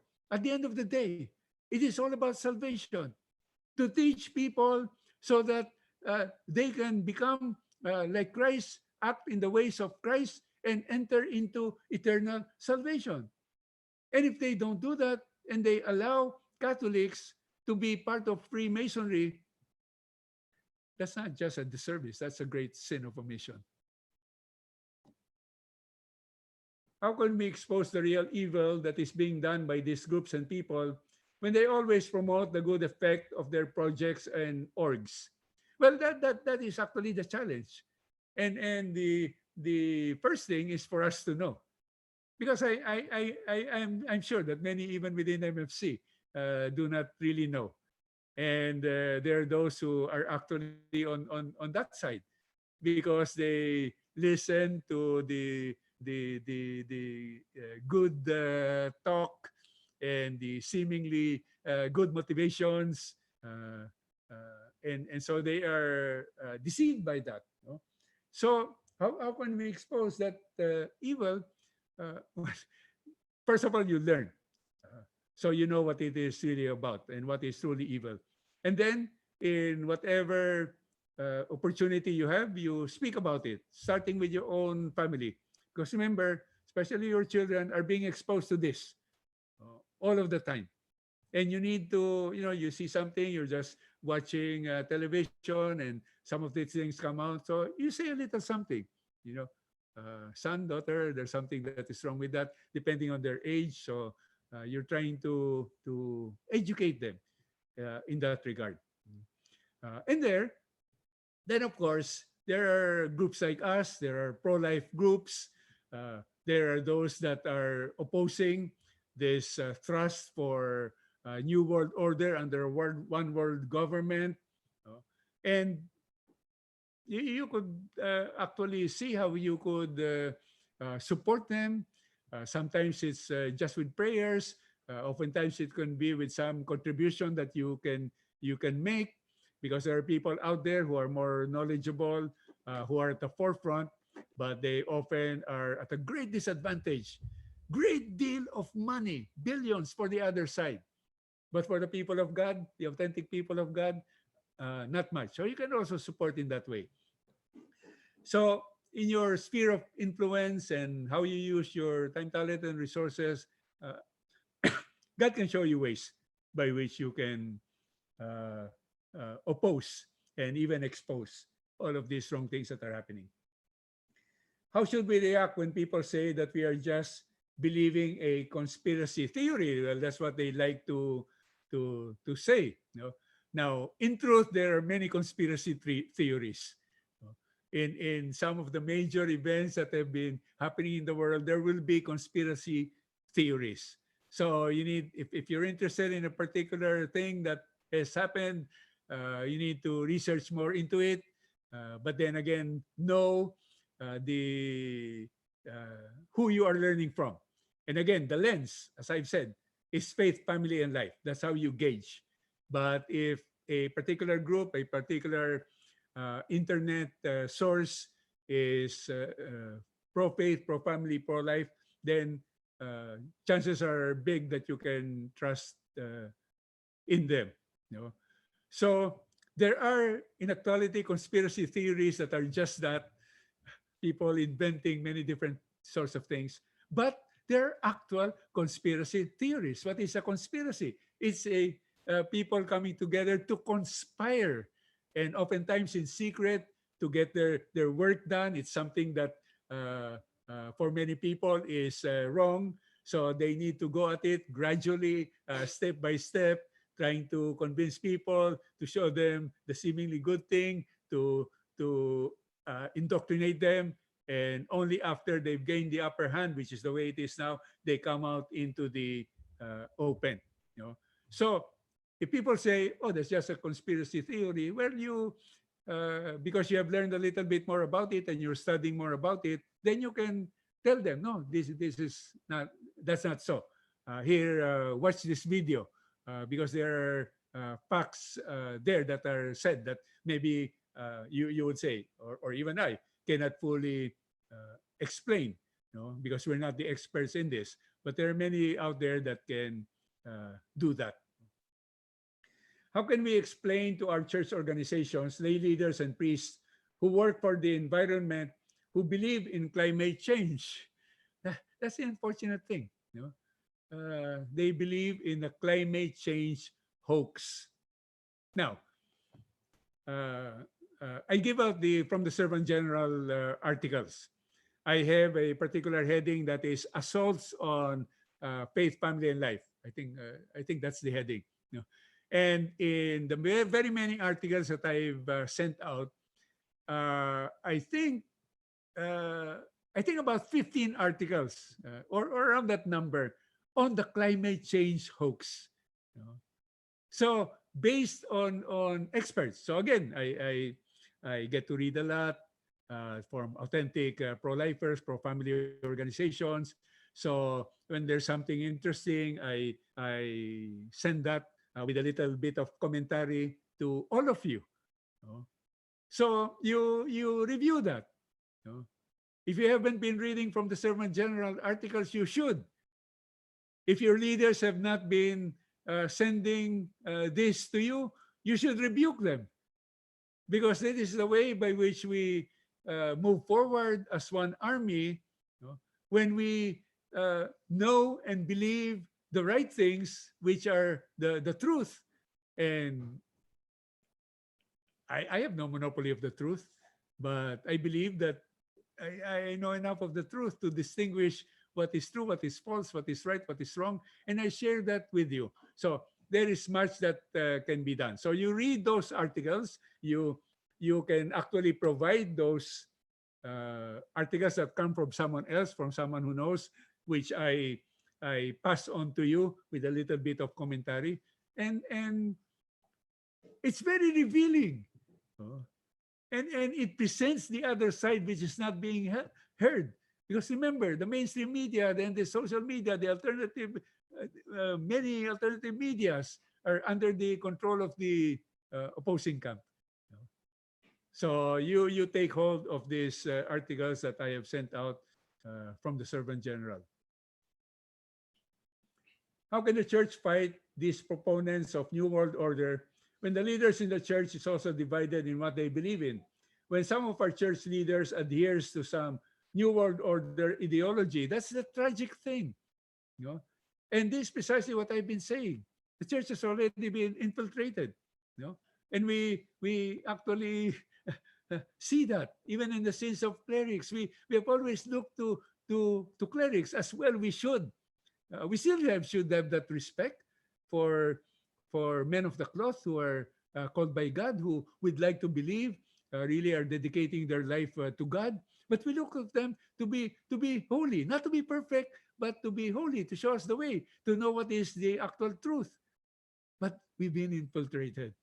And many of them are actually, when I say many, I don't necessarily mean the majority. I hope not, but there are many. And they are co-opted by the enemy, if not openly joining the ranks of the enemy. So when you have the enemy within, it is very, very difficult. That's why even in my closing, I said, we as the army of God, we need to be sure that we are together. And that's why even after this, if there are questions that I don't address, or if you share this with people who don't, refer them first of all to this podcast. They can watch it on YouTube. But if think differently, and if you want to email me so we can have a better conversation on that, we can do that. But much of the information is already there, specifically in that from the Servant General, Assaults on Faith, Family, and Life, because there are also a number of articles there about the New World Order, about climate change. There's a lot of articles there about climate change. No? So all of these things we just need to know. And again, if that priest is your friend, if you have that friend in the church organization, then be knowledgeable yourself so that you can speak about this. So you can tell them, you can share them. And it shouldn't be just your opinion, my opinion, but we provide the documentation that they can look up themselves, that they can research themselves. So they're not just hearing the disinformation of the dark side. How can we expose the real evil that is being done by these groups and people when they always promote the good effect of their projects and orgs? Well, that is a challenge, but remember that the evil one comes as an angel of light. It used to be that if Satan came as Satan, we would totally reject him. You're hideous. Of course, now, because they are starting to gain the upper hand, they're coming out openly. So the Satanists are coming out openly. You saw one of our previous podcasts on LGBT, the drag queens. They are hideous, but they are there openly. No, so they are these groups that are being deceived by the enemy, but because they're still church groups, they're still within the church. Yes, they are doing some good. For example, when you talk about social justice, there are many in the church, especially for the Catholic Church, that they have a preferential option for the poor. That, in fact, is one of our core values. So there are many who do that. When you listen to what the United Nations is saying, we are helping the poor. And so we're spending a lot of money in places like Africa, West Indies, and all of that. So there's good that they are doing, but they are also promoting abortion, homosexuality, and population control. So it will always be a challenge. It's not about the good that you do. Thank you for the good that you do. Please keep up the good that you do. But we tell our friends, we tell those that we can speak to, that God calls us to righteousness, to perfect righteousness. Now, of course, we're sinners, but we know what is right, what is true, and we try to live that out. So please know that what you are engaged in, what you are supporting, what you are in effect promoting, perhaps without knowing it, is not good. In fact, it is evil. So again, from what we know, we share that and tell more and more people about what is really going on. If the vaccine is aimed at serving the New World Order and we are forced to have it, how can we avoid being vaccinated? That's going to be one of the big issues. They're trying to come up with a vaccine for COVID-19. And there are concerns, first of all, that they might use from aborted babies, to come up with that vaccine. But the other concern also is that these vaccines might be laced with anti-life elements that can cause infertility, for example, in young women. So that will be a challenge because vaccines have been around. People have disputed pros and cons of vaccines, good, bad, but we've had our vaccinations. But I don't know. In this day and age, with this agenda of the New World Order, they want to make use of this. People like Bill Gates, and his Gates Foundation, and they've been anti-family, anti-life, even though they speak in nice words and in nice terms, but they cannot be really trusted. So at the end of the day, there should be good people, scientists, pro-lifers who can look into a particular vaccine that is developed to tell us that, okay, this is safe, this is good. We did this to stop the pandemic or even future viruses or pathogens that might come upon the scene. Now, if we find that this particular vaccine is not acceptable, then it can be problematic, because I believe that what governments will try to do is to impose it. You know? In fact, when you talk already of the chips on people as part of the agenda of the New World Order, it will actually say there whether you've been vaccinated. And if you're not, you cannot transact. You know? You cannot do the normal things that you would do in society, including earn a living. So we'll face a challenge if ever we come to it, and there are many ways of facing that. It's difficult to just say right off, but what we need to engage in is today's fight, what is happening right here and right now, and try to prevent the oncoming of that new world order under one world government in the world.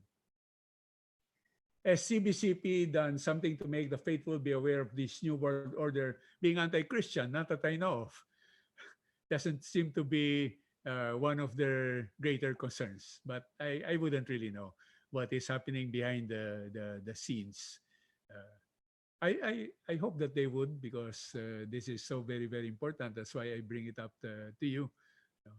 But, you know, even with smaller matters, like we did have a statement before on the Gay Pride Parade at the Ateneo, the involvement of Ateneans in Gay Pride Parade. We had a statement, and we brought that actually to the bishops, and you know, so far no action. So I don't know about this larger thing. This larger thing is very, very challenging, but it is incumbent upon them to know what is going on, and to be bearers of the truth, protectors of the truth of Christ. The teaching "go forth and multiply" is only found in Genesis, yet the same is not mentioned in the prophets and even Jesus.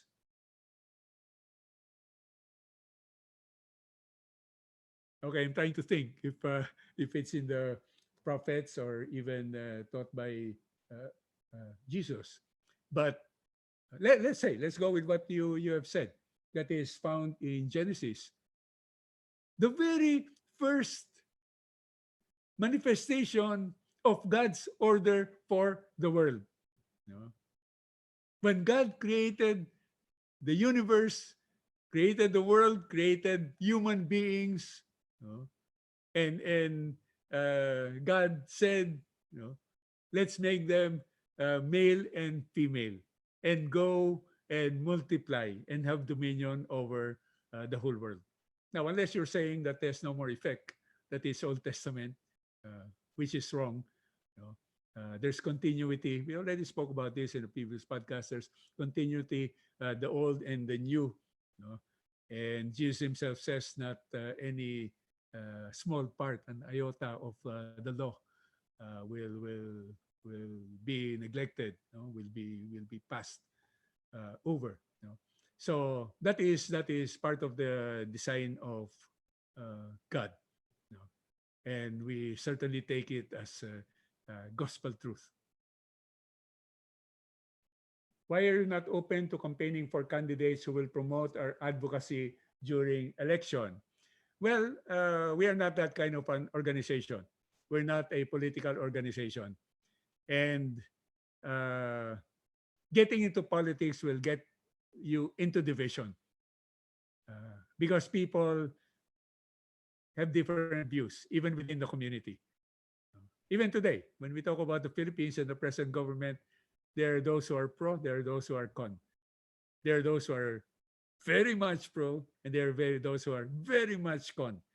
So, you know, let's focus on why God raised us, our particular charism, our particular call, you know, uh, and we don't get into that kind of partisan politics. If necessary, if it affects faith, family, and life, then we speak out. You know? We speak against government if they, you know, like when they were promoting the reproductive health bill, which became the reproductive health law. Then you have divorce, you have same-sex unions. So these all affect what we stand for. So we speak against that. But to necessarily campaign for people, we don't want to get into that. It will be very, very divisive. Let's educate our people as to what is right, but let them make their own decisions. Uh, but there's also one thing. I was talking earlier about how people are corrupted by the system. You know? So unless we have someone who is really solid and in the life and mission of MFC through many, many years, and we know is fully founded on the rock that is Christ, that can be a danger in that later on, you know, if there's a change in that person, maybe because of circumstances, maybe he just wanted to really be able to serve. And as I was saying, bending a little, and then you're bending a lot more. And that can come to haunt us because we were the ones who campaigned for such a person.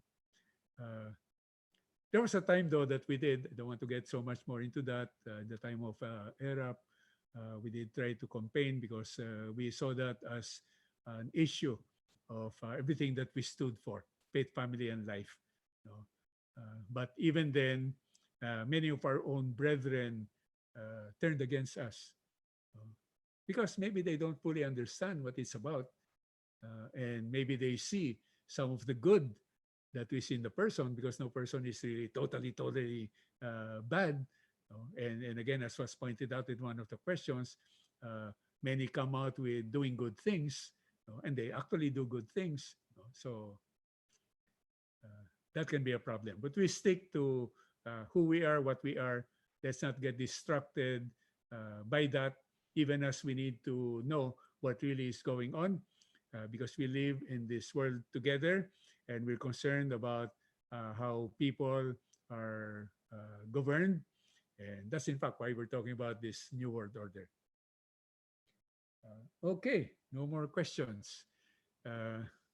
Bit over time, it was a long teaching, but once again, there's much more that can be learned, that I can learn, that you can learn. And just to close on my part, I really want to encourage everyone. You need to receive the From the Servant General articles that I send out. It's not every day, but it is often.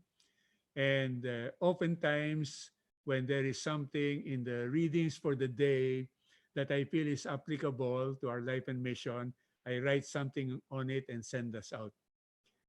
If you read that, it's easy reading, it's short, but you read that through the years, then it will help assure that we are of one heart and one mind, and one in the vision and mission of MFC. But I also have that particular segment called Assaults on Faith, Family, and Life that has to do with this. There are so many already articles there about LGBT, about climate change, about the New World Order, about all the wrong things that are happening today. It can enlighten you. It can open up your mind. It can guide you to where you can learn more. Please take responsibility.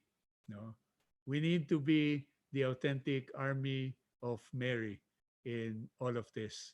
So ask your leaders if you're not receiving that. For those of you who have email, no, it is sent, should be sent to you. Or you can possibly ask us directly yourselves, and we can put you also into the main list that we have. Anyway, thank you. If you're still around, have a good day, have a good night. God bless you.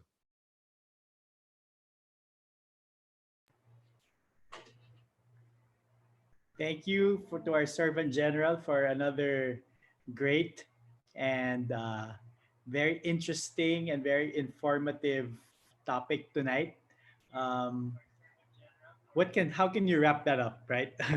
It's very informative, and it really highlights so many issues that we're facing in the world today, and so many. It's just an eye opener, and I think if just like our session last week, if you can come back and revisit this session and watch it again, and watch it with your households in your areas, it will be great because it's a good discussion starter as well for all of us. So just some highlights, I think. Really, there are some organizations and some people out there who are out to discredit the family, who are trying to influence our youth. Just look at all the social media that they're on. If your kids have TikTok or Snapchat, take a look at those and see what they see on a daily basis. There really is an assault on faith, and there it really is also an aim to eliminate God. And we really need to have our eyes opened and uh, find ways to combat this and make sure that we are informed enough and we know enough to be able to do more. So maybe a challenge for us is we have so much material already from our community. Our Servant General has so many books that you can read. We have so many shows on YouTube. Just this YouTube channel alone has so much content. We also have content on Live Pure on YouTube, on Facebook, on Spotify, Instagram, and all these other pages that we have. Live Life has weekly shows as well on different social media. So there's so many things that you can while your time with and really focus on rather just browsing on Netflix and browsing on Facebook. We have so much content and we have so much educational avenues for you. And we have so many books to read as well. So you won't be bored, and it will fill up your time. So the lens to guide us again is faith, family, and life. For Christ, for the family, for life. So those are three things that we can look in any organization, in any person that we want to really support. See if they are for Christ, for the family, and for life. So quiz for you. What is our mission and vision? What are our core values? You should know that by heart now. It's been 39 years. So comment what our core values are and what our vision and mission is. If you don't get our From the Servant General material, just email us. The address is email@missionaryfamiliesofchrist.org, and we'll put you on the mailing list. But it's also posted on Facebook, and it's also on our different channels, even our website. So you can go to any of these places and you can get From the Servant General. So thank you for joining us again, and we have some announcements. Our announcements from Mission Studios. So this podcast will be up on YouTube right after, so you can visit it again. Our online teaching series is ongoing. We have one more talk for the fruits of the Holy Spirit, patience and perseverance, this Monday at 8 p.m. So it will be ongoing. After this series, there'll be another one also every Monday. Join us every Wednesday at 3 p.m. for our Worship Wednesdays. That's today. So we had one a few hours ago. So join us every Wednesday. And on July 10, this Friday at 8 p.m., we have our Let's Stop and Talk a While for our MFC couples, our young couples teaching.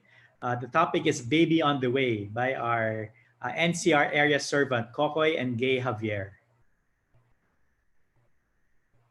And for our sisters, our MFC handmaids, on Saturday, they have their Bloom MFC Handmaids Online Assembly.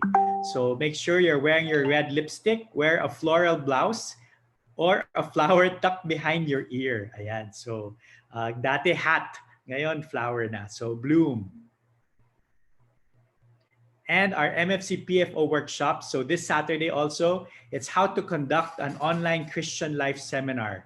So all chapters are encouraged to have a CLS this year, and even in the midst of this pandemic, we can still have one online. So this Saturday, we will teach you how to do it online. So please, if you're a chapter servant, or you can assign someone if you're not available, please attend this Saturday's PFO workshop via Zoom. And the MFC Youth Virtual Youth Congress this July 31 to August 2. So let your members of MFC Youth, your kids, your teenagers, your high school-based kids to register and attend our online MFC Youth Built Strong Virtual World Youth Congress. Oh, and that's it. So thank you for joining us tonight, and we'll see you again for a very exciting topic next week. Okay, good night.